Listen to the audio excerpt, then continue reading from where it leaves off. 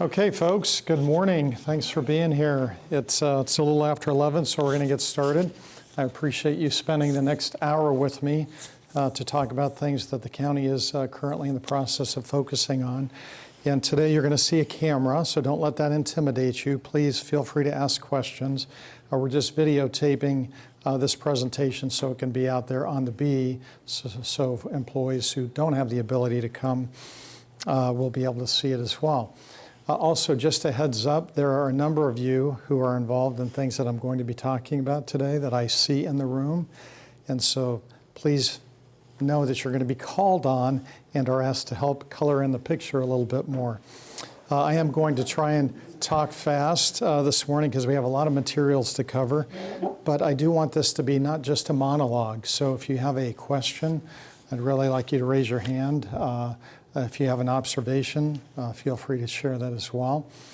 These are the topics we're going to talk about today, and I try and go around the county and do this twice a year. So I think we're doing this 5 times over the course of 2 weeks, and we do try and hold it in different locations to make it convenient for employees. So keep in mind we do this twice a year, and this is our effort this fall to update you. So we're going to talk about these topics. And you'll have to forgive me because Nick just handed me the presentation and said he had just revised it last night. So there might be some surprises in here for me. And so if things seem a little bit off, that's why. Thanks, Nick. He always likes to challenge me. These are the topics we're going to address this morning, and Nick's going to advance these slides for me. One of the first topics I'd like to talk about is safety. And the reason that this is on my mind right now is because we had a really tragic accident back in August. I think most of you are aware of this, that I communicated to you when it occurred. But we have a public works employee by the name of Pete Newman who was actually killed on the job doing a construction project for public works. Tragic situation, and I think it would be remiss of me not to recognize Pete in the service that he provided to the county. He was truly a public servant, and I think it's important that maybe we just take a minute for all of us to reflect on Pete's contributions to the county and the work that he did, and the work that we do can be dangerous at times. So let's just take a moment and spend some time reflecting on Pete and his contributions before we move on.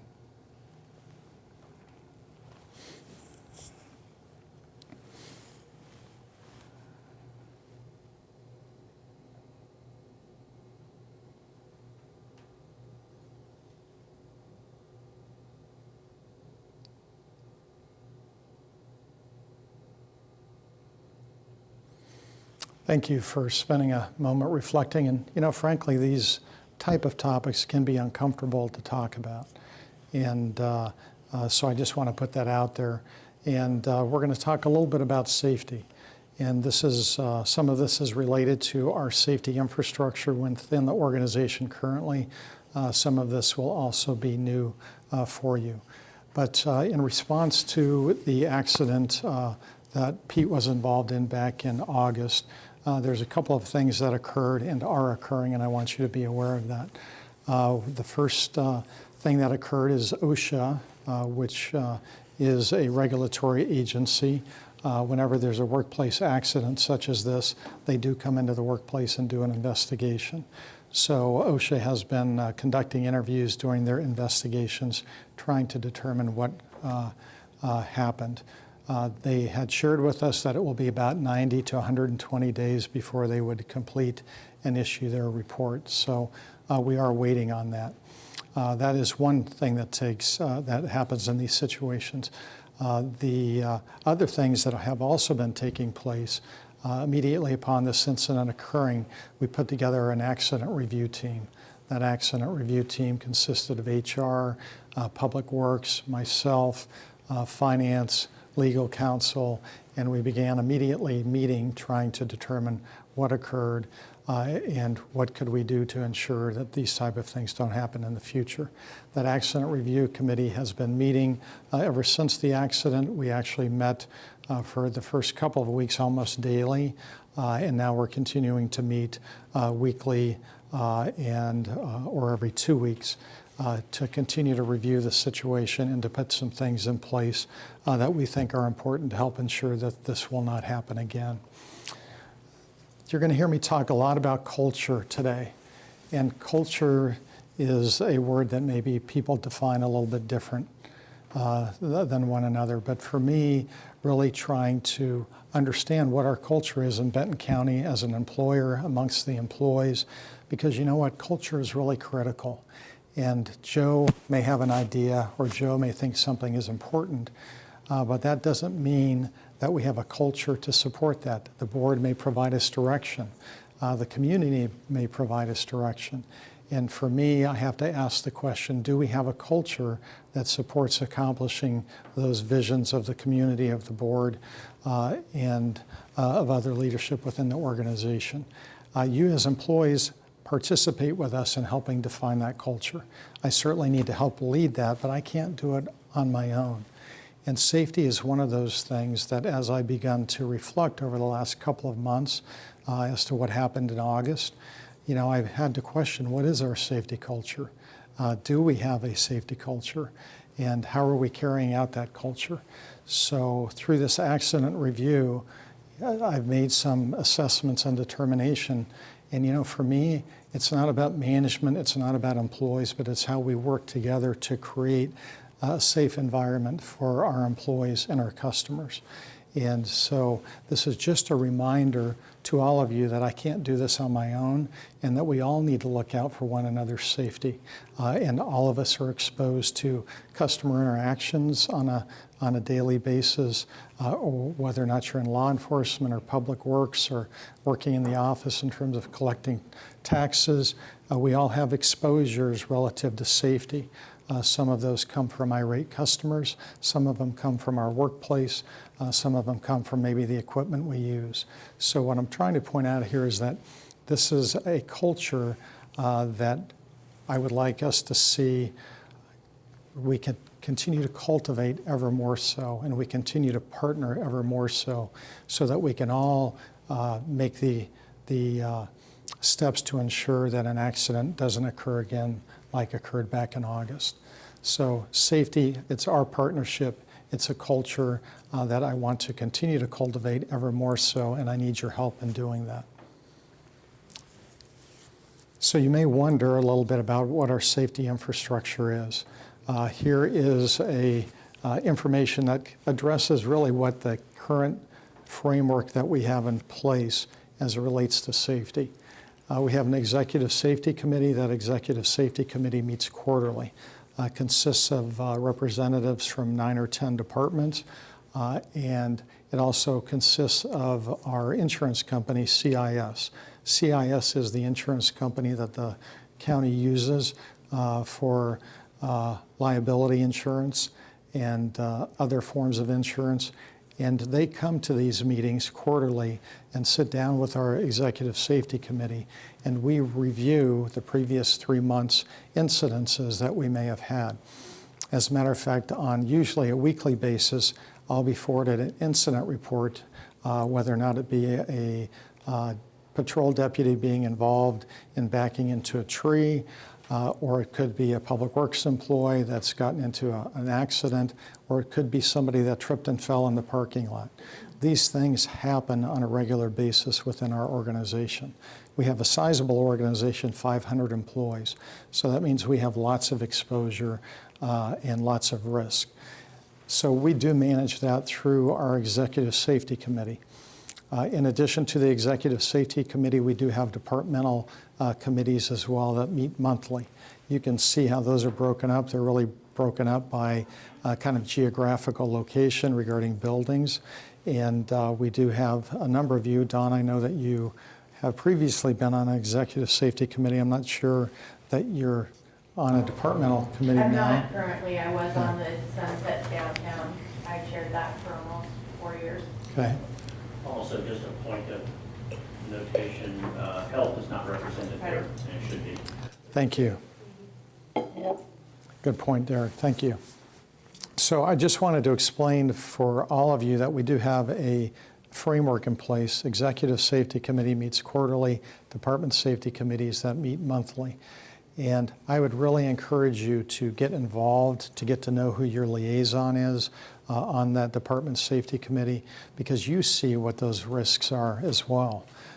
Whether or not it be an extension cord that we drug across the conference room floor, or whether or not it's a vehicle that's not operating properly, we all need to be on the lookout for those safety issues and concerns. And you are part of the solution as well. So just know that this does exist. We do focus on safety, but it's been many years since the county has had such a tragic incident from a safety perspective. So I'm asking for your help to do what you can to look out for your own safety and the safety of your coworkers. So let me talk a little bit more about what the county is doing in reference to the accident that occurred. I mentioned the accident review committee that we put together. I mentioned what OSHA is doing. The county, in addition to that, decided to hire a third-party investigator to come in and to take a look and do interviews as well to try and make an independent assessment of what occurred. That report will be reviewed in conjunction with the OSHA report once we receive it. And I believe both of those reports will have recommendations that the county can look at pursuing. The reason that I mentioned that is I felt it was really important that we had somebody that was from the external of the organization to come in and do this investigation, so there weren't any biases from management. It was somebody strictly third party that would come in and do this review. So that was another action that we have taken in response to the accident. Another one which is noteworthy, and you will be seeing the results of here shortly, is we have invested in the hiring of a safety coordinator. Now, the safety coordinator, you've probably seen it advertised. We've been recruiting for it for over the course of the last month or so. And I know we have interviews scheduled for this week. They've actually, I think, all happened by now. But we are looking at bringing a safety coordinator position on. That person will be responsible for really focusing on public works initially. And that likely will, that focus will be there for as long as it needs to, whether or not that be 12 months or 18 months or 2 years. That person will be focusing on public works because that's one of the areas we have the largest exposure.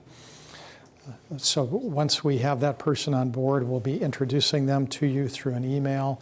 They will report under the public works umbrella initially, and that person will begin to really focus on the tasks at hand within public works and do that risk assessment of where is our greatest risk and what are we doing to minimize that. It's my hope over time that this safety coordinator will actually be able to look at the entire organization, not just about public works. That's going to be a tall order. I recognize that. And at some point in the future, we may need to invest additional resources in future budget years within this arena. We're looking at the area of greatest exposure right now, which is public works and the environment that those folks work in, whether or not that be on a construction project or doing maintenance. They have lots of exposure, and we want to continue to find ways to minimize that. So that is another action that the county has actually taken. Also relative to other action that I'm taking is as we're transitioning to the new safety coordinator position, I will be meeting monthly with the management staff within Public Works and really identifying the work plan for this safety program coordinator for the course of the next year. Those meetings are starting up here in November. I will be chairing those meetings, and it's strictly focused on the management within Public Works so that we can put together a work plan that addresses their issues, needs, and concerns. And then the program or the safety program coordinator will then be taking that work and moving that forward. So the message is here, we're investing in a new position. That new position will be focused on public works, and then once that work is done, they'll take on a broader view to really begin to look at the county as a whole, not just public works. Adam, did you have a question? Okay. Any questions, folks, here before I continue to move on?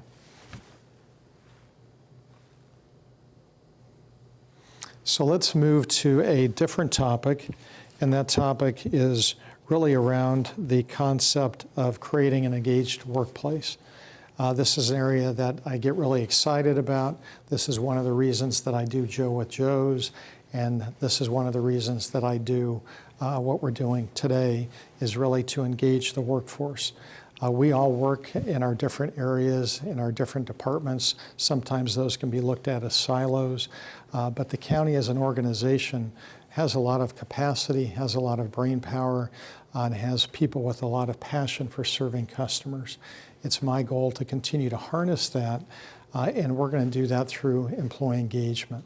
It's a term that is fairly common in today's work environment, and we want to talk a little bit about what we mean about employee engagement and what the county is doing within this area. So this is one of the areas that Nick changed up the slides. So if what I'm talking about is not what's represented there, I'm in big trouble. So thanks, Nick, for the test. So engagement. It's a topic of discussion in our organization, and not only now, but it will continue to be in the future. It's a process by which we try and engage employees to be part of the solution. And you'll hear me continue to reference that it's not about management versus employees. It's about us as an organization and what we can do to deliver the services better to our customers. So, but in order for me to be able to do that and facilitate that, I need to know what you folks are thinking. And we're going to talk about a couple of ways in which we're doing that over the course of the next few minutes. But getting back to the word culture, safety culture, okay, employee engagement culture. This is not something that Joe can do on his own. I need you engaged. I need department heads engaged. I need managers and supervisors engaged. We can do this together, but I can't do this by myself. And you're going to see some folks that have been participating in this over the course of the next couple of months, and noteworthy relative to our innovation initiative, which connects with this engagement opportunity. So it's really about our culture. Are we soliciting engagement from our employees? Why should we be interested in soliciting engagement from our employees? Why don't we just all sit in our office or our cubicle and focus just on our task at hand? So there are some really good business reasons for doing this, and I want to share some statistics here in just a moment that I think will be shocking to you, and certainly were shocking to me as I was learning about them. But what I'd like to do is talk a little bit about, Nick, I think I missed a slide.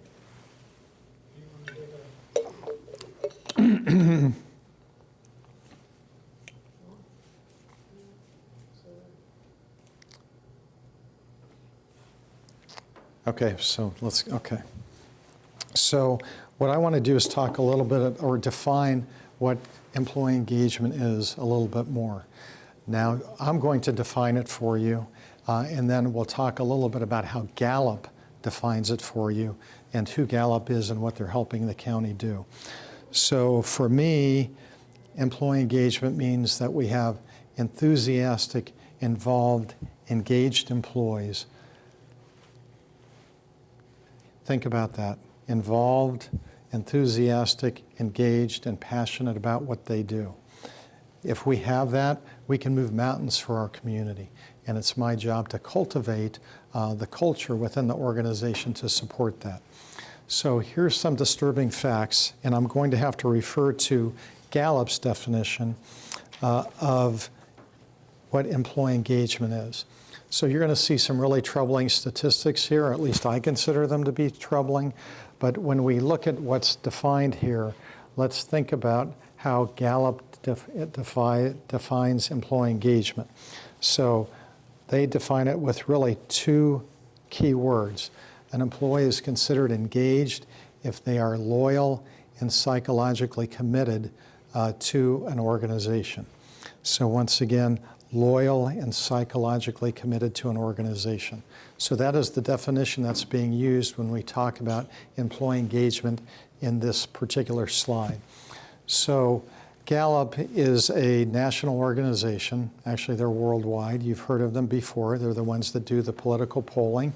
They've been in the employee engagement space for quite some time now. They do lots of surveys. As a matter of fact, this information that I'm presenting to you today comes from over 35 million surveys that have been conducted with employees around the world, not just the United States. And based on the work that Gallup has done, they have identified that 15% of the workforce are considered to be engaged. Once again, engaged means loyal and psychologically committed to the organization.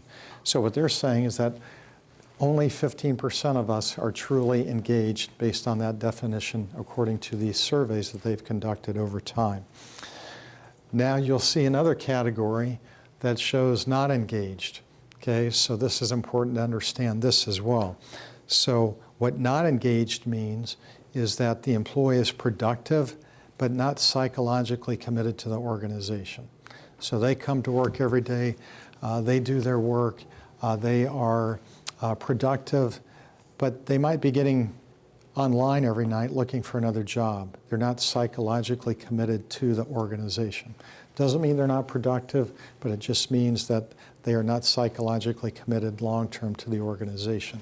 So according to Gallup, 67% of employees fall in that category. Okay? Productive, but not psychologically committed. So they're indifferent. To them, it's a profession or a career. I'm just doing my job. Exactly. I think that's a really good description. Now, according to Gallup, there's about 20% of employees are what we would call actively disengaged. And this means that they're physically present, but they're psychologically absent. Okay, physically present, but psychologically absent. So one of the things, and this is probably an older term that most of you might be familiar with, but if you've ever heard the term retired on duty, okay, that might be a simplistic description of what's being talked about being actively, or in this case, actively disengaged. So according to Gallup, 20% of folks are actively disengaged. Almost 70% of them folks are productive, but they're not psychologically committed to the organization. And then we have another 15% that have that passion, that drive, that ultimate engagement to move things forward. So why do we care about this? Despite the fact that me as a person, this is my bent, is I believe that we should be engaged, and I like to work with folks to get us to that point. And this includes myself. You know, I have to get up out of bed every morning and get excited about the work that I do. And sometimes that's easier than others, depending on the weather outside, right? If there's fog or not, in my case. But so let's talk a little bit about why engagement is a leading indicator of the success of a business. And some of the statistics I'm sharing may be more applicable to a private business as opposed to a governmental agency. I do think that the statistics I'm going to share have some relevance here. So, for example, did you know that organizations that show or reflect high levels of engagement within their organization, they are actually considered to be 17% greater productivity than an organization that doesn't have engaged employees. So 17% greater productivity. Once again, that's according to the surveys that Gallup has administered. In addition, if you look for profitability relative to private enterprises, okay, profitability actually increases by 20% if you have an engaged workforce versus not having an engaged workforce. The profitability piece really doesn't apply to us as a governmental agency, but it does matter certainly within a private business relative to profitability. Absenteeism, and this just blows me away, absenteeism declines by 40% for organizations that have an engaged workforce. 40% lower absentee rate than companies that don't have an engaged workforce, or that don't have an engaged workforce. And getting back to our safety culture, it's been shown that companies that have engaged employees have up to 70% less safety incidences within the organization, 70% less than a company that has disengaged employees. So those are some really significant statistics when you think about it. And oh, by the way, companies that have engaged workforces have a 10% greater customer satisfaction rating than companies that don't have an engaged workforce. So not only does it matter to the employee, but it matters to the customer when you have an engaged workforce. Joe, if it helps, the way I translate profitability from a private sector to public sector is inefficiency. So it's the effect of the tax dollar and how efficient is that tax dollar. Actually, I think that's a great example. Another idea that Nick had shared with me, when you think about it, when we talk about productivity, 17% greater productivity, that actually, if you think about 17%, let's just round it to 20, okay? 20% of your week is 1 day, 1 out of 5 days, right? So if we were able to achieve 20% greater productivity, that's like gaining an extra day a week. That's really significant, and so that is another way to look at it as well. Any questions, folks, here regarding the statistics that I have shared? Or if you would like me to repeat any of them, I'm happy to do that. So the point of that slide is to say, gosh, even if it wasn't in the DNA of the commissioners and myself to engage employees, even if it wasn't within our DNA, it still makes sense from a business perspective to do that for those reasons that I shared with you. So why am I talking about investing in employee engagement? It's because that's exactly what the county is doing. As a matter of fact, we kicked off our employee engagement by engaging our department heads, managers, supervisors in a management retreat that occurred back in September. It is not in any of our recent memories the last time that we actually got all of our management staff together. So we actually did that back in September, and we focused half a day strictly on employee engagement and what it means. We brought Gallup in, and Gallup conducted and facilitated that morning session with the management team.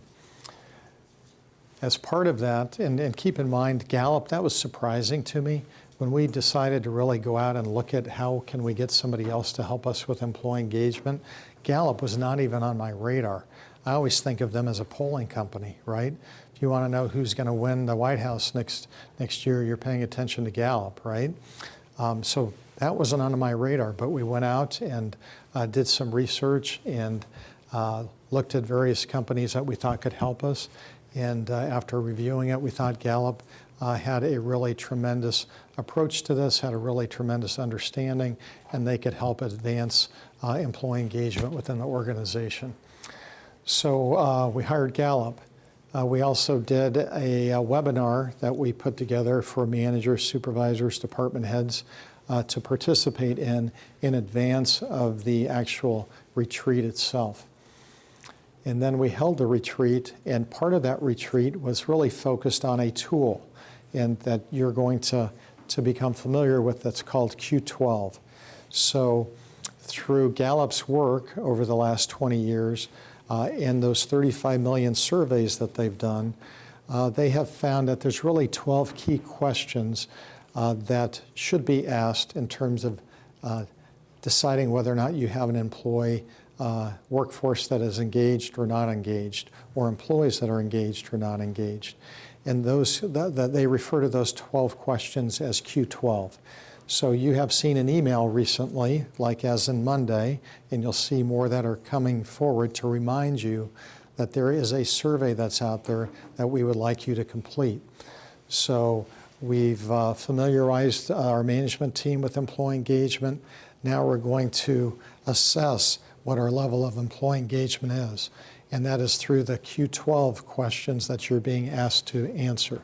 Have any of you completed that yet? As of yesterday, I think 35% of us had completed it. So thank you for doing that. If you haven't seen that email or haven't taken the time to do it, please take the survey. It takes 5 minutes. Okay, 5 minutes. I actually did it in 3 minutes and 45 seconds. It's that easy. Quick and easy questions, and then it also has an open-ended opportunity for you to express any concerns at the end of it. So we are investing in this employee survey because in order for us to improve, we need to figure out where we're at today. And employee engagement might vary depending on what department you're in currently. Okay, I'm aware of a variety of things that various department heads do to currently engage their employees. But you know, I applaud those department heads that have been doing it. But in my mind, employee engagement is not optional. It's a requirement of what we should be doing. So getting back to culture, the culture of employee engagement. It makes sense for our organization, it makes sense for our employees, and it makes sense for our citizens, is the way that I look at it. So you will have until November. Is that on the next slide, Nick? Okay, so let me talk a little bit. I always, when I look at this slide, I think about sitting on the grass out in the park with the sun shining, right? Looks like that's exactly what she's doing. But when we talk about the 12 questions that are going to be asked, they relate to these type of concepts. And you're going to be surprised, I think, by the questions that we're asking you to complete. But the questions are focused on these type of feelings, okay? Am I valued at work? Do I have opportunities to grow? Am I challenged? And one of the most unusual questions to me, and I'm looking for where it's reflected on here, it's really about, do you have a best friend at work? And do you know why that matters? Out of those 35 million surveys that Gallup has conducted, one of the main tenets of an employee being engaged and staying psychologically committed to their employer is that, what's that? It's a sense of belonging. A sense of belonging, thank you. And so if they have that sense of belonging and they have a best friend at work, they're more likely to stay employed with that employer as opposed to looking for other opportunities. Now that had never been on the forefront of my mind, but as I thought it through that, it's like, oh, that makes sense. If you have a best friend at work that you share values, you share passions with, that you know, that you count on, that you rely on, that helps you feel accepted and belonging, the more likely you are to stay with that employer. So hopefully that does some triggering in your own mind about, as you look at these type of questions or concepts, you know, how does it make you feel? How does working at Benton County make you feel? And what do you think we can do to improve employee engagement? One of the things that I like to talk about, and I'm not sure it's on the next slide, but Nick is going to show me here, is, you know, why should we care about employee engagement other than those items that I mentioned regarding the statistics, right? There's one other reason that we should care, is because we are in an environment today that we haven't been in over 50 years. Okay, I'm 55 years old right now, and you know that the unemployment rate has never been as low as it is today within the last 55 years. So that means we can't do business like we were doing 55 years ago, right? Think about 2008. What was the unemployment rate at that point? Think about where we're at today. Competition for employees is greater than ever out there in the workplace. Recruiting and retaining employees is one of the most important topics that governmental agencies and businesses are talking about today. I went to a conference recently in Nashville, and there were so many different presentations that were given around employee engagement and around employee recruitment and retention. It's a big topic because the unemployment rate is the lowest it's been in over 50 years now. And so that means we need to look at how do we retain employees and how do we recruit new employees. Employee engagement is part of that. But we've got to figure out where we're at. So that's where you folks come in. We're asking you to take the survey. It's in your email box now. There's 12 questions. And you are being asked to complete this prior to the 22nd of November. So we're keeping it open from November 4th up until the 22nd. And then on the 22nd, we will close that survey. And those surveys, by the way, are not being viewed by Joe Kirby and any members on your management team or any staff. Every one of those surveys that's being answered by an employee goes directly to Gallup. And Gallup are the ones that are consolidating the information for us and reporting out. That is for anonymity purposes, right? We want to make sure that employees know that their answers are going to be confidential and that Joe Kirby is not going to know exactly what Grace said on her survey. So keep that in mind. It's confidential. We're asking you to complete it.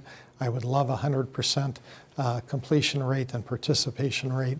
But it really starts with you folks, because we need to figure out what our baseline is. You know, do we follow that previous pie chart that I shared with you? Okay, or do we not?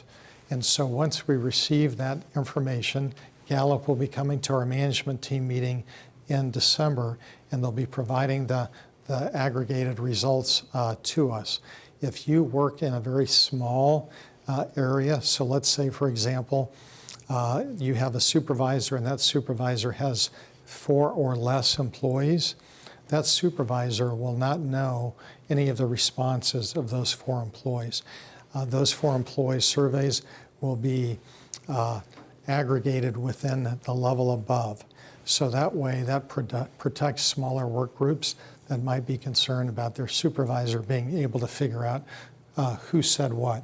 So once again, it's about protecting information, it's about providing anonymity, and yet giving us as an employer the information we need to know how engaged our employees are, and then what do we need to start doing to provide a culture that engages employees ever more so. Departments will be responsible for taking their results and creating action plans to improve any results that need improvement. This is a little uncomfortable if you're a department head, a supervisor, myself, because you know it's kind of like going to the doctor and getting a physical. You find out what's working and you find out what's not. So it can be really uncomfortable when you're facing results that may be less than stellar. This is not a witch hunt relative to supervisors, department heads. This is not a witch hunt. This is a continual improvement effort, which we're going to talk a little more about here in just a few minutes. But we're starting with employee engagement. We're starting with your input. We will continue to do this survey annually to see if the work and the action plans that we're doing every year are moving us in a positive direction. But we're looking for that baseline from you today.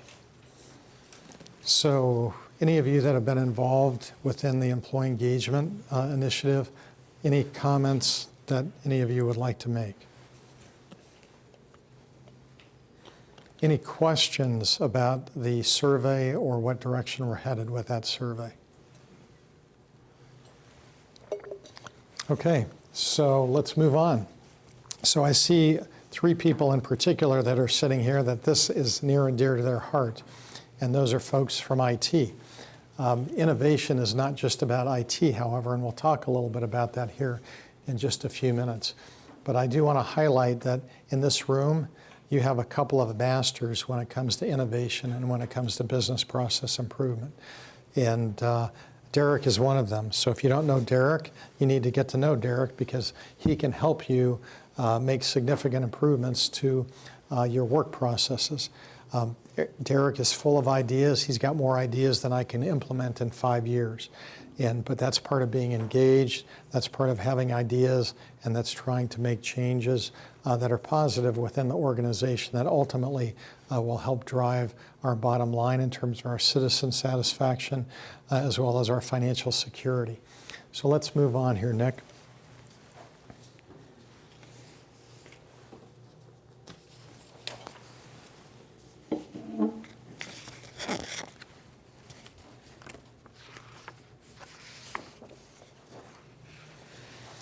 So I think I've mentioned the word culture. This will be the third or fourth time. What are we trying to accomplish here? Well, if you go back to a presentation I gave a year ago, I gave people a commercial that we were going to be moving forward with an innovation initiative. And an innovation initiative is really ways in which we can identify how we can do business better, how we can improve our customer satisfaction, how we can improve our bottom line. And so when we look at innovation, we're wanting to continue to cultivate the culture of innovation. A better word is really to nurture an environment where we have a culture of innovation. The reason that I recognized IT is they've been focusing on innovation and business process improvement for a long time. But it's not just about IT. We just happen to have folks that are really motivated and driven within IT to help make our organization culture one that embraces innovation. So what is it about? It's really nurturing an environment of continual improvement and collaboration.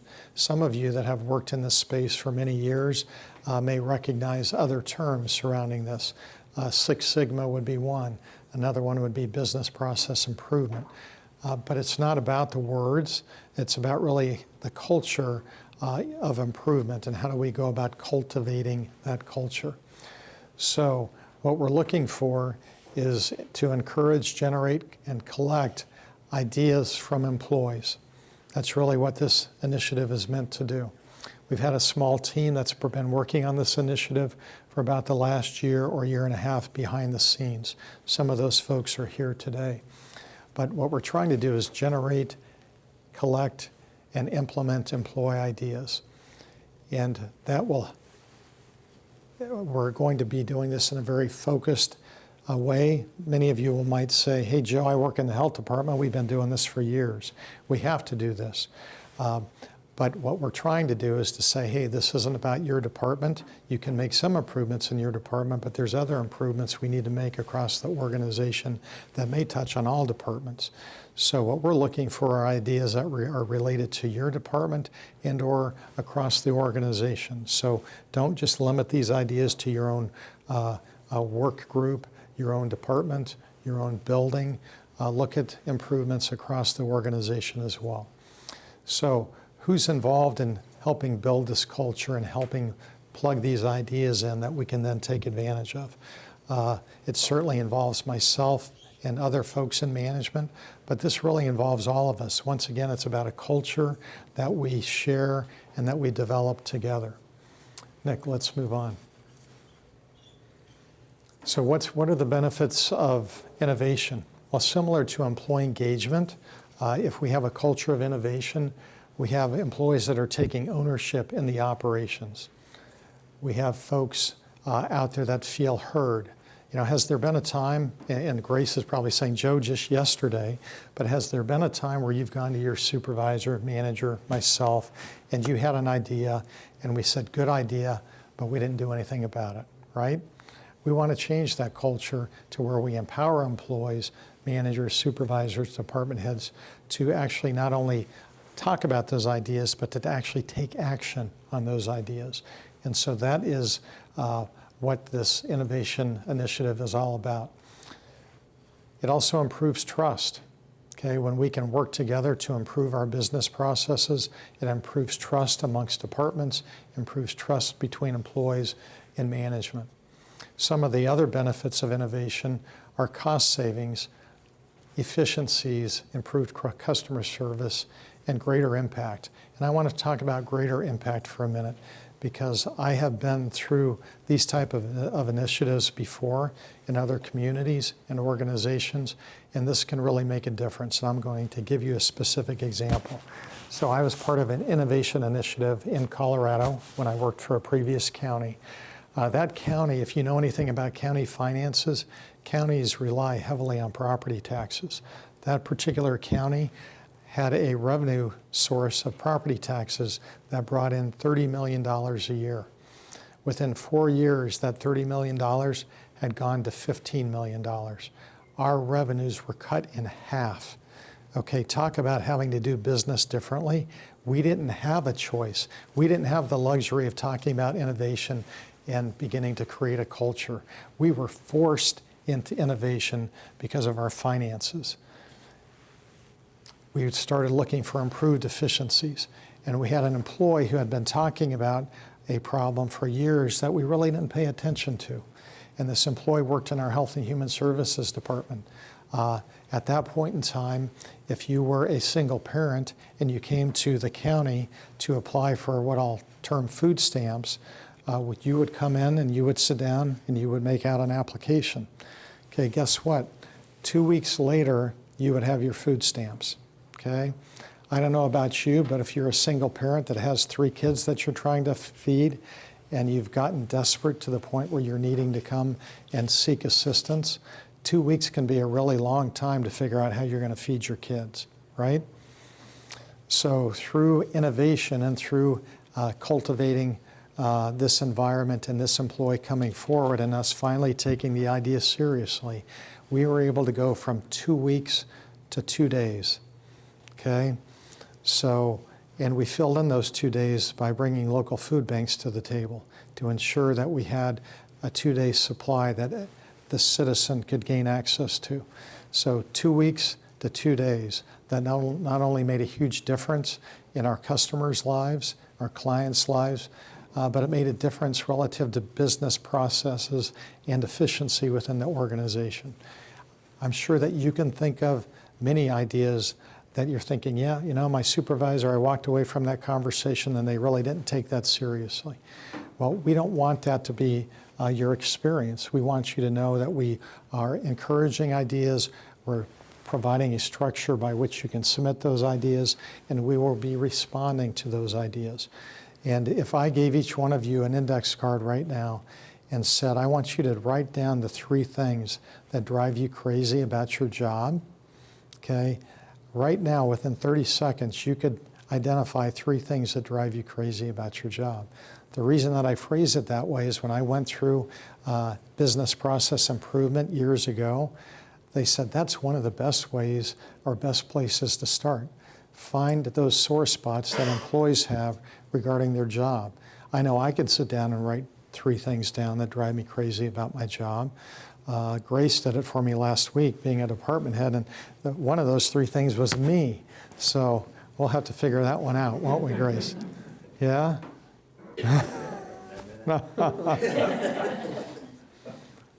So Nick, let's move on. So Grace, I'm going to ask that you talk about this since you are leading our innovation initiative. Certainly.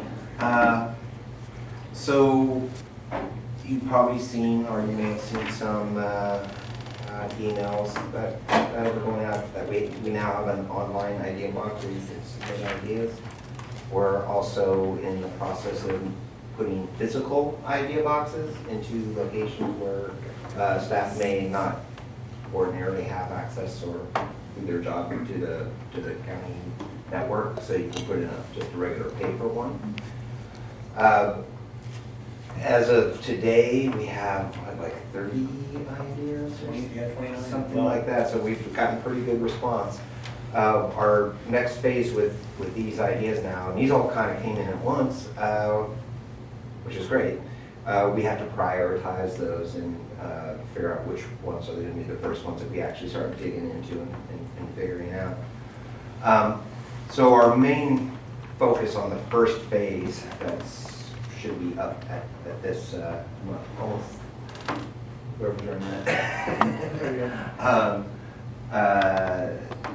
Is to just get the idea of submitting ideas out there and to encourage it and get people thinking about ways to improve.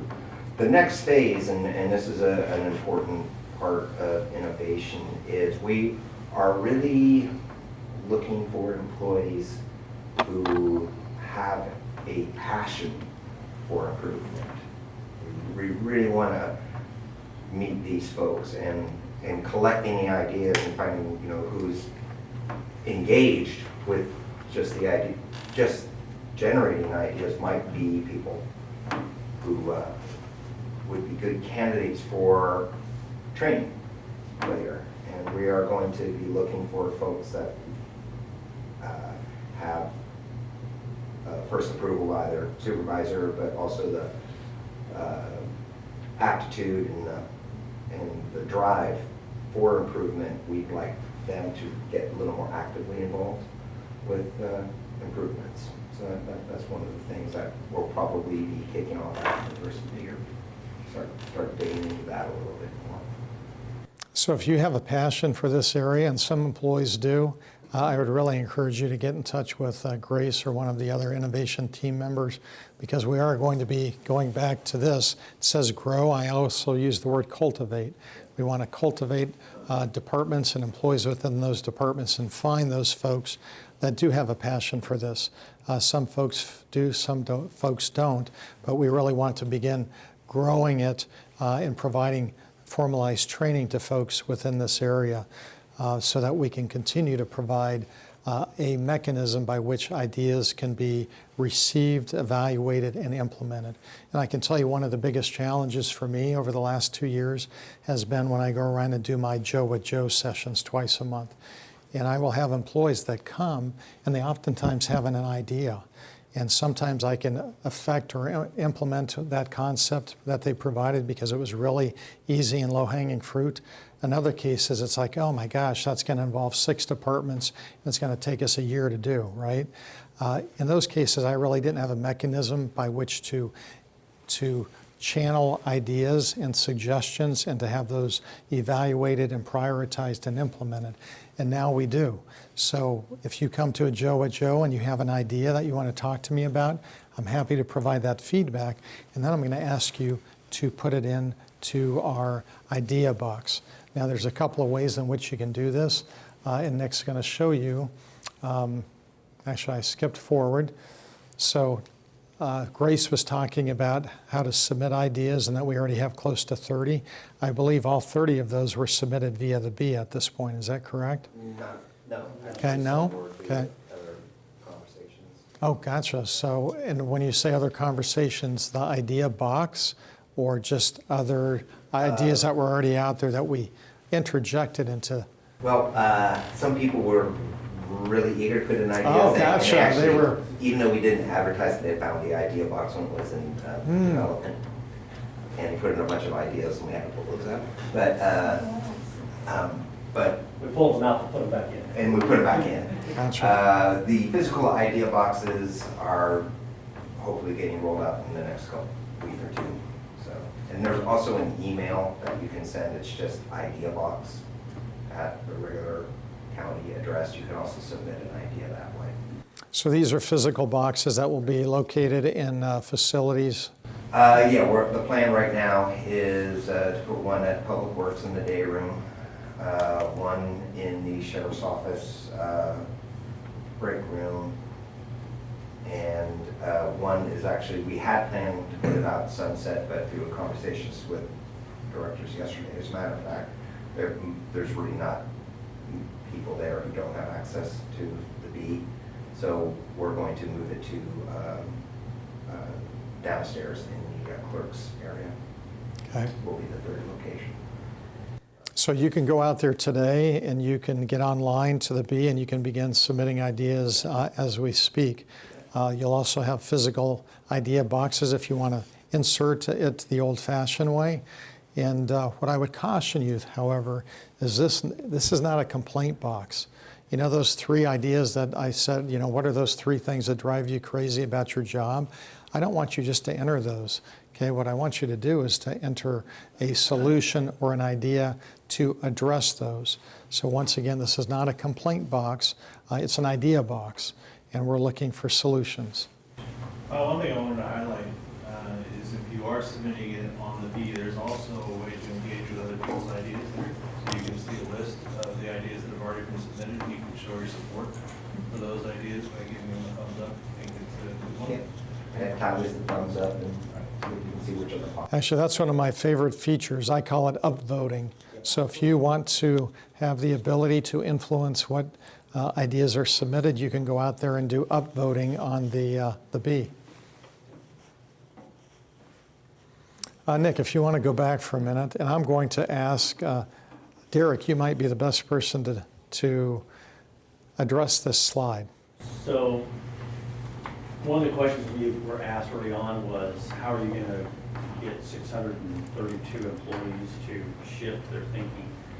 And we're not really focused on that. As Grace expressed, we had a lot of people that were innovators in that first 2.5%. This is a common bell curve of how anything gets adopted by any culture. So these are the common chunks that happen. What we're aiming for is the collective 25% between the innovators, the early adopters, and the people that 9% that falls within that chasm.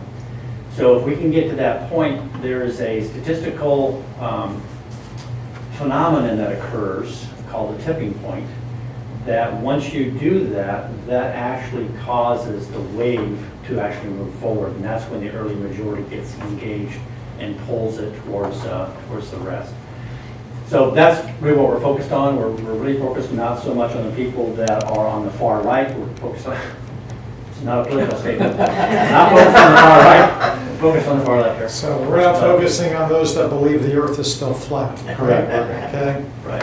And there are lots of people who, for them in particular, they just have a personal resistance to change just because of how they function as a person, and there's nothing wrong with that. And a lot of times we can engage with people that present an opposite point of view so that we can get a well-grounded understanding of what our idea is. Because if you're an innovator, you're extremely optimistic, and you might not understand the risk or implications of an idea. So it's not that we're disregarding anybody, but we are focused early on in this first part is developing that first 25%. So that's why this chart's important in that way. So folks, any question about innovation or what we're trying to accomplish there or why? So just to summarize real quick, safety of culture, safety of culture of employee engagement, and culture of innovation. So if you don't take anything out of this other than those three things today, I want you to reflect on that. So just in the interest of time, I want to acknowledge that we're right at an hour. I do have one other topic to share with you, but if you need to leave, feel free to do that. You won't offend me. I understand everybody has other schedules as well. But if you do have time, I'd like to ask you to stay for another 10 minutes while I talk to you about sustainability and our 2040 initiative. So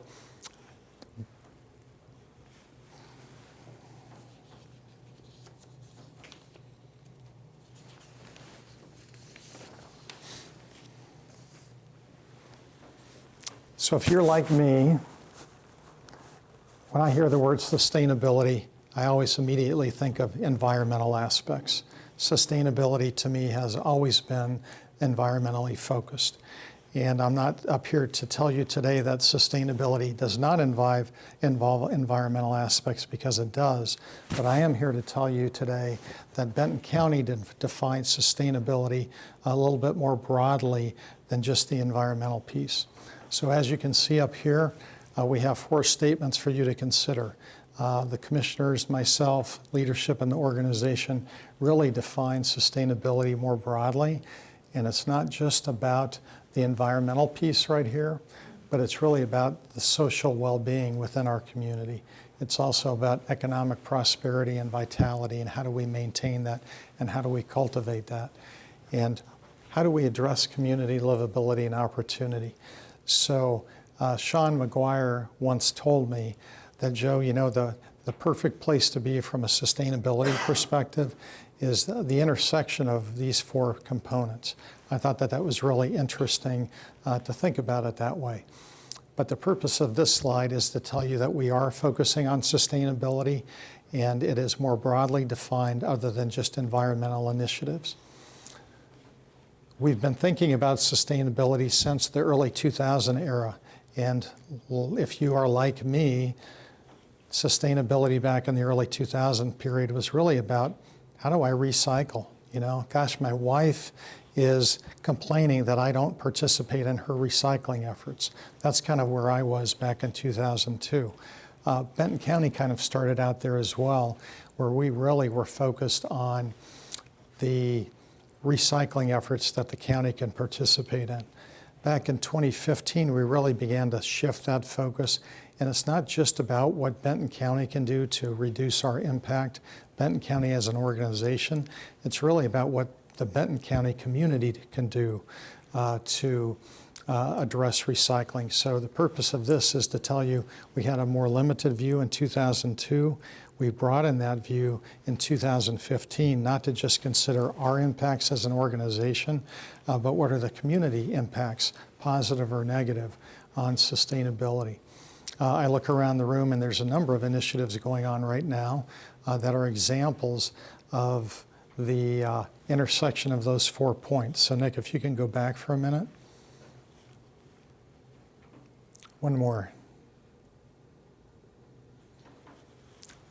So you may have seen things in the newspaper or in our Buzz newsletter, or you may hear a commissioner speak at a particular community event, but we were working a lot in the space of social well-being. Our criminal justice assessment project is working in that space. Our homelessness efforts are working in that space. And so the reason I point that out is that's not specifically regarding environmental, but it's really more about social. And so when we think about sustainability, once again, it's not one factor focused on recycling, it's a factor that's focused on these 4 different criteria. So let's talk a little bit more about our journey. So I look at Vance, our county attorney, and for those of you who don't know Vance, he's sitting back here in the corner. And I am going to give you an example of something that Vance is working on, and this hopefully will drive home the point of sustainability and what we all can do about thinking how you as an employee can address these issues, not just as part of our organization, but part of your family and part of our community. So we have the ability to franchise the landfill, meaning we are the ones that decide who gets to operate a landfill or landfills within the county. We currently have a landfill franchise agreement with Republic Services. Vance, our county attorney, is now negotiating a new franchise agreement. Our current franchise agreement is what, 20 years in term? 2020. And so our next franchise agreement that we're looking at is for how many years, Vance? Still being negotiated. My point being is that we have these long-term agreements. And when you think about landfills, the landfill business has changed dramatically over the years.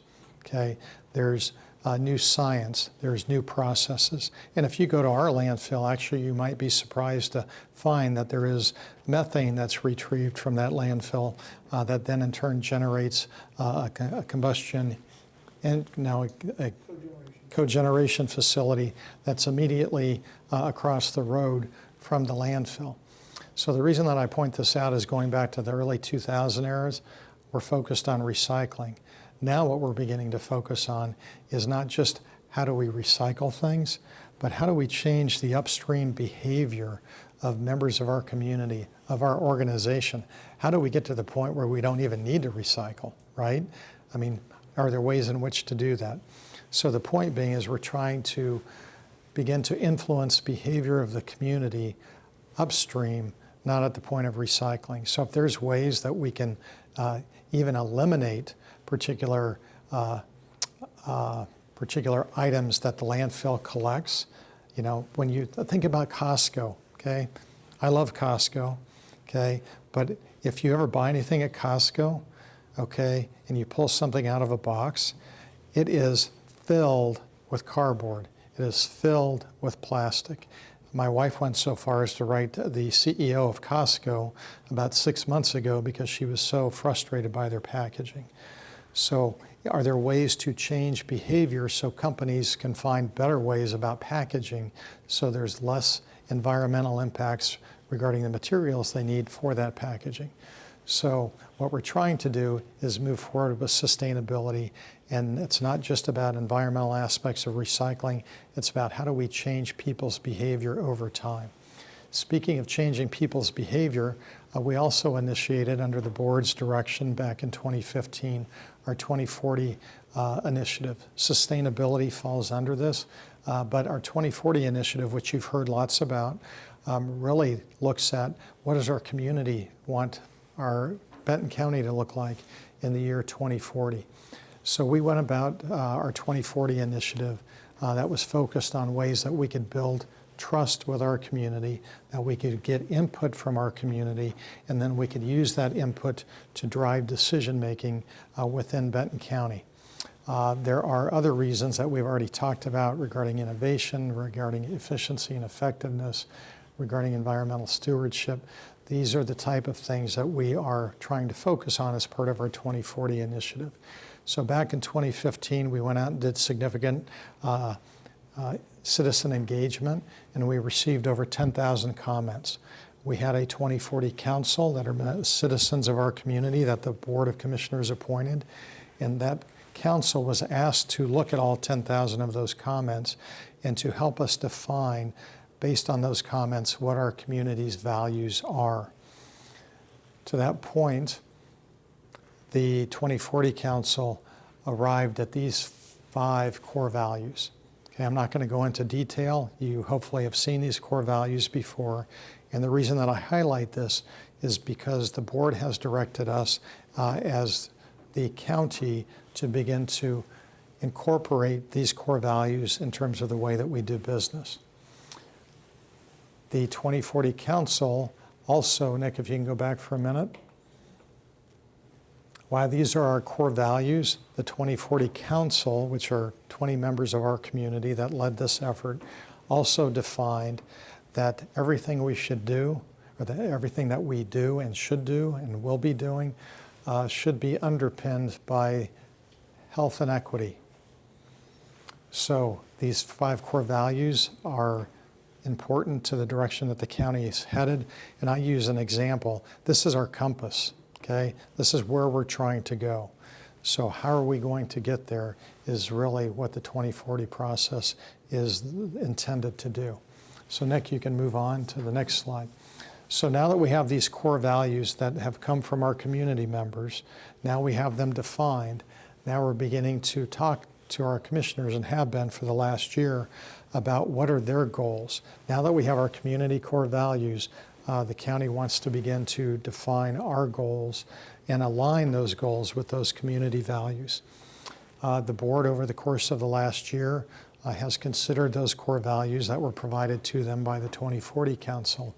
And the board has decided that there are really 10 different areas that the county should be focusing on in the future. These areas we're calling focus areas, and we're going to give you an example of what those are here in just a minute. So there's 5 core values, there's 10 focus areas, and each focus area has a vision statement. Nick, if you'll move on. So these are the 10 focus areas. So when you look at the decisions that the county will be making in the future, where we'll be focusing resources in the future, these are those 10 areas. Now you may work in a department and say, wait a minute, I don't see my department up there. And you may be accurate. It doesn't mean that the county doesn't have day-to-day business that is mandated to us by the state. So there are certain functions that we have to do. So that doesn't mean that those are any less important. But it does mean once we've accomplished our mandates, these are the areas that the board would really like us to begin to focus on. So let's take an example for a moment, and that's mobility and transportation. That's a focus area that the board is saying this topic is important to us, it's important to the community, and we need to strive to improve mobility and transportation within Benton County. So we then have a vision statement, and I won't read that to you word for word, but that vision statement really helps provide a direction for us to go. In this case, I think the key words are transportation options that promote activity, reduce congestion, and build community. So over time, when you see the county making decisions, hopefully you'll see those decisions being aligned with promoting activity, reducing congestion, and building community through transportation options. So that gives you an idea.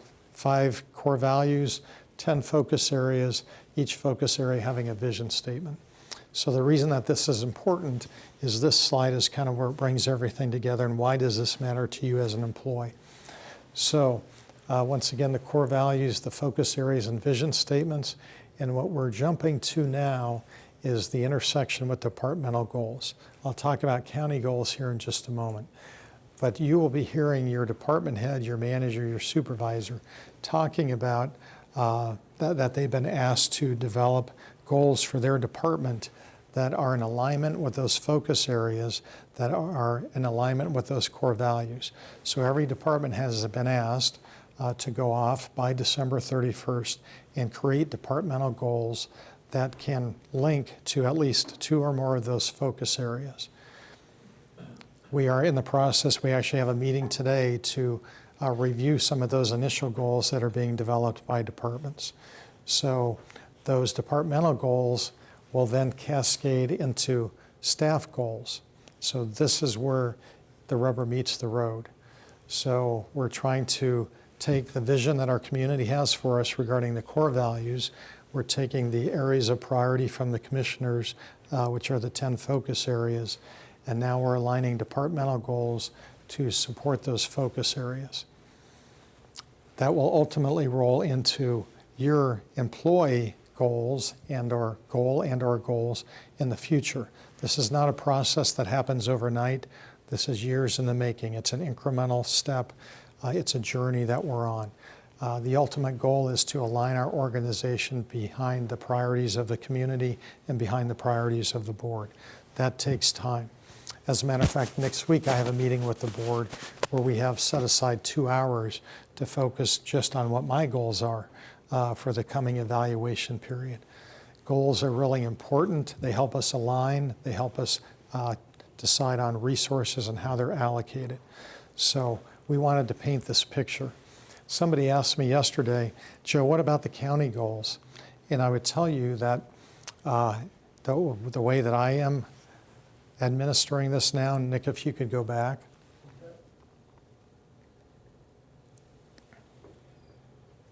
Nope, back just to the slide prior to the one you were on, where it shows the vision statement. So my response to that is, remember, every focus area has a vision statement. The vision statement is articulating the direction the board wants us to go. So in terms of a county goal, okay, my goal for the county based on this vision statement is to focus on transportation options that accomplish those 3 things that the board has articulated in terms of promoting activity, reducing congestion, and building community. So there, and this is one of those carts before the horse, the chicken before the egg, whatever analogy you would like to use.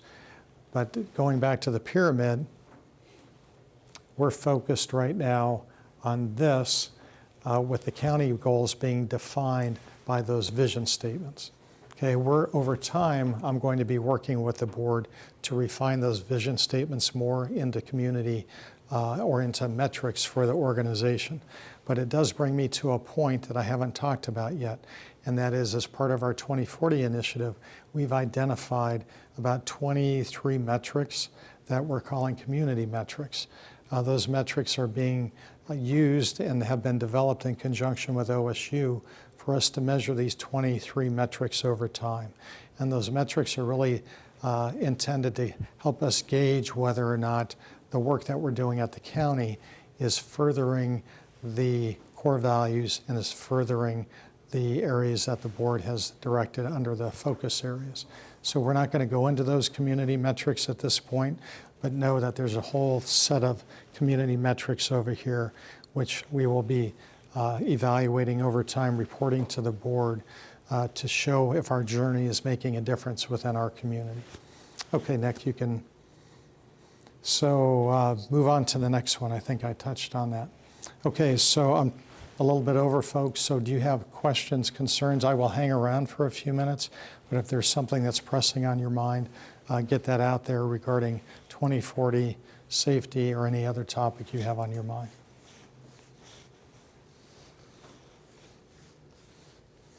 I'm sure I answered all of your questions with the exception of Derek's.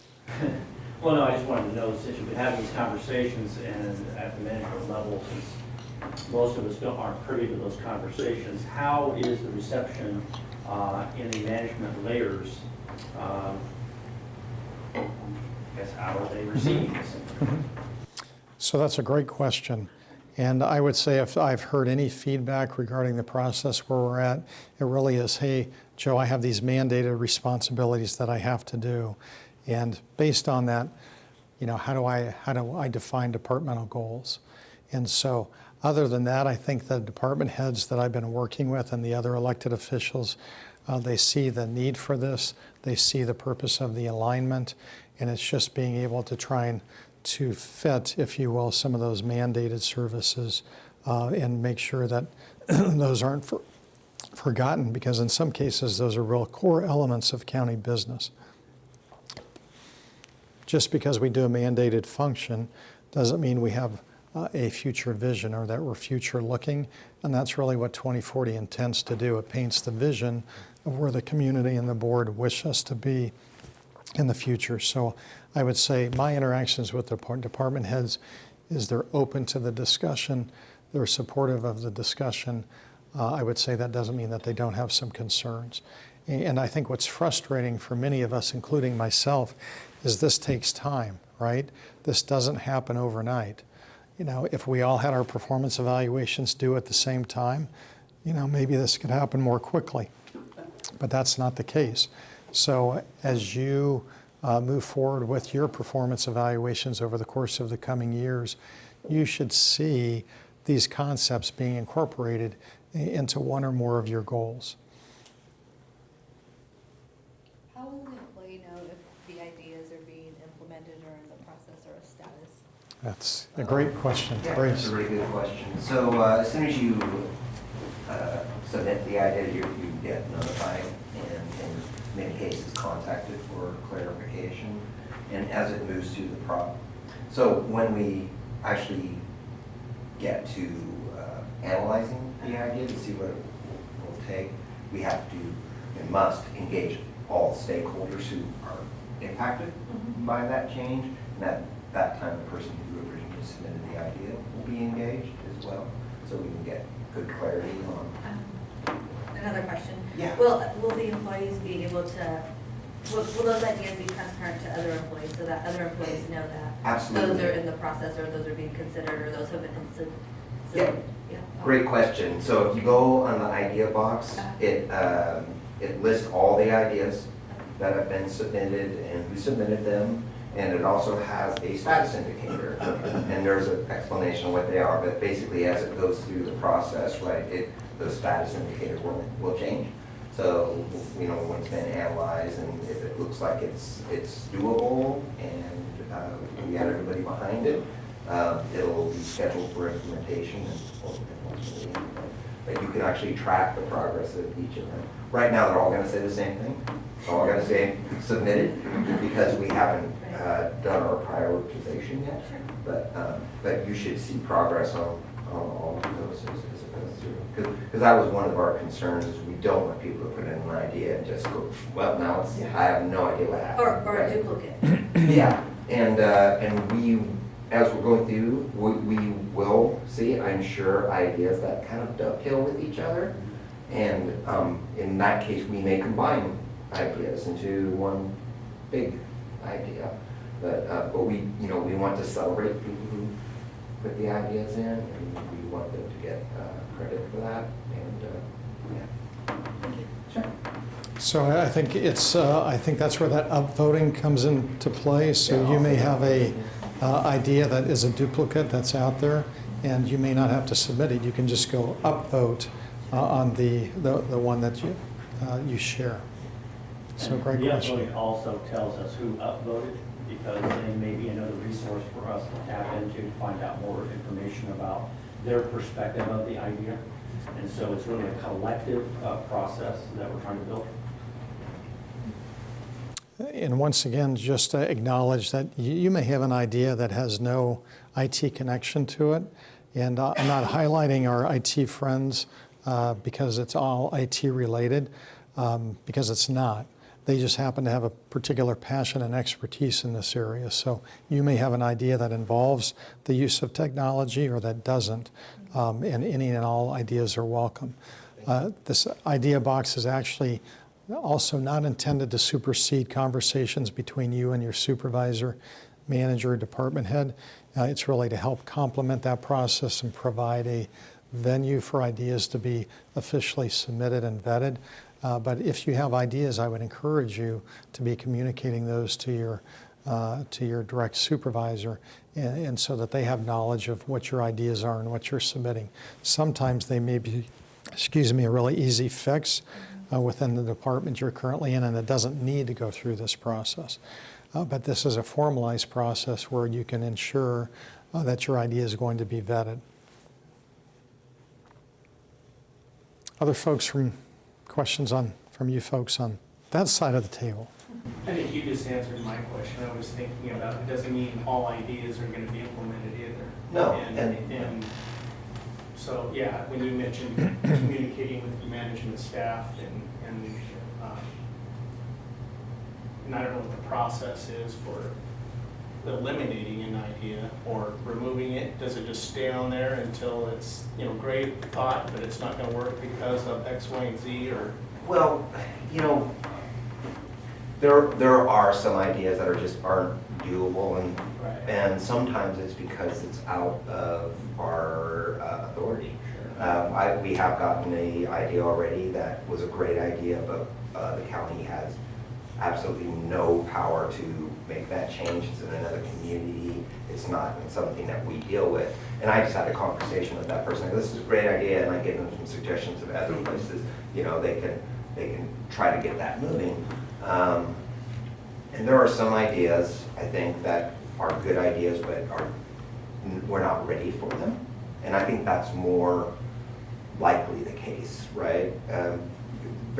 I don't think we're going to get too many, wow, that's a horrible idea. Right. I mean, I think most of them are worth talking about and looking at, but really we're just not ready for it. And I said, this, in that case, we'll have a conversation and just say, this is a good idea, and we're going to hold on to that idea and readdress when we're ready to do something like that. But all the ideas, even if they don't make it through the process, they're still going to be up there. So, we want to get people thinking about ideas, right? And so an idea, even if it's not something that's doable right now, may spark other ideas and get those submitted. Actually, what's helpful for me as we go through this process is this is one of those resources that we will access when it comes to budgeting for our next biennial budget.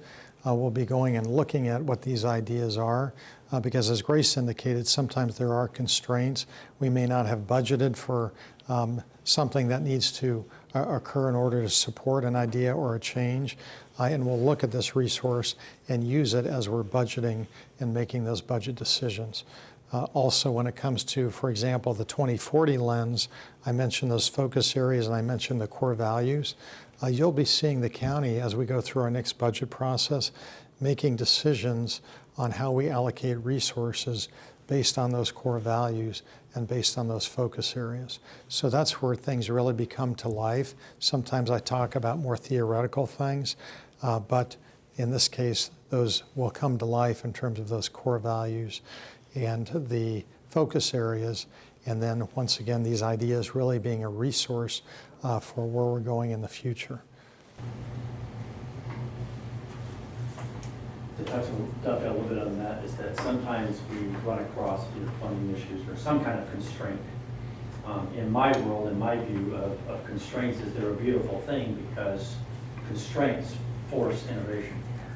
And so when we are constrained by something, we try to figure out, okay, well, how can I solve it, right? And so what does that make possible? That's what our tagline is under the IdeaBox, is what's possible. So I wouldn't restrain yourself into thinking that you don't. The beautiful thing about imagination is you have unlimited resource. And so you can envision where we want, and everything that comes to reality started out as an idea. So I would not limit your thinking, I would actually foster it into saying, start with the idea of what it could be, and then through the process, figure out what it can be, given our current point in time. I had an employee recently send me a quote, and I can't tell you who the quote is by, and it's probably not word for word, but the quote was something along the lines of, nothing was ever accomplished without somebody taking a risk, okay? And so the reason that I share that is because it gets to Derek's point, that we need to ask what's possible, and then, yes, there might be constraints, but there are those times where we need to take risks to make things happen. And so I see the IdeaBox hopefully as being a garden of ideas and risks that the county can consider embracing. And when I say risk, that doesn't mean foolish. It doesn't mean that we should be flippant about what we're doing.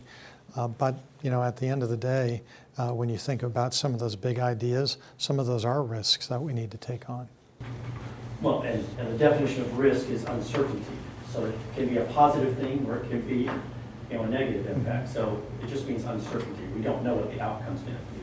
So we calculate the highest probability of a good outcome that's beneficial, whatever it may be. So. I'd like to ask the commissioners who were sitting in the back row if you have anything that you would like to share on any of the topics. So all I would like to share, I was the author of the original sustainability policy back in 2002. And that was based, and what's happened now is really what that was intended to do, and that's meeting what was at that time called the triple bottom line, taking care of the economy, taking care of people through equity, and caring for the environment at the same time. It was the 3 E's. And so it's exciting for me to see that this has come to this point of maturity, but the world's over. It's been a long journey, right? Yeah, Absolutely. and so I'm excited about it. Commissioner Malone? Similar kind of thought about, we have a lot of day-to-day things that we're supposed to take care of. But this seems like a real opportunity for vision and what could we be as a county government or a specific department, and to me that's exciting. Just the future, think about the future and where we are now and where we should be or could be, I think is a great Benton County effort. Looking forward to being part of that. Other questions, folks, before you run out the door to get back to work? So I just want to applaud yourself and our commissioners for establishing these clear vision statements. I think that's very helpful for an organization because now we have something we can wrap tangible actions around. That's just really helpful. Excellent. As an example of that, I wrote down mobility and transportation vision. I do quite a few transportation meetings, and I was going to have that on the front of my notebook, just so I remember where we should be headed, and let my other committee members see that. Great. So I'll end on a really positive note. I shared with the department heads yesterday in our management team meeting that I recently received a phone call, and this gets back to the work that Benton County does on a daily basis. As you may imagine, I get my share of phone calls complaining about various things related to the county.